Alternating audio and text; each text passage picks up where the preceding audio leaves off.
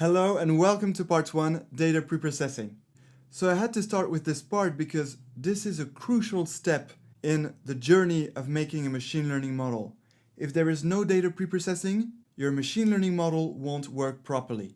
So it's like preparing a journey. Imagine you are about to go for a long journey. Well, you have to prepare your itinerary, book your flights, book your hotels, and pack your luggage. That's definitely the boring part before the trip. But then when everything is well prepared and you're ready to go, your trip might be amazing. Well, it's the same for our machine learning journey. We have to prepare some stuff in order to make sure that we build our machine learning models without any issues. And the stuff that we need to prepare for our machine learning trip happens to be data preprocessing. So I have to be honest with you, this is the boring part, but we are only doing this so that we get the maximum fun later in this course when we make all the machine learning models.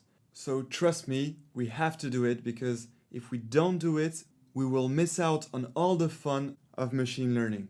So I did the best I could to gather in this part all the essentials of data preprocessing, and even if I made sure to make it as simple as possible, there is all you need to know about data preprocessing. There is all you need to know how to do to prepare any dataset for any machine learning model.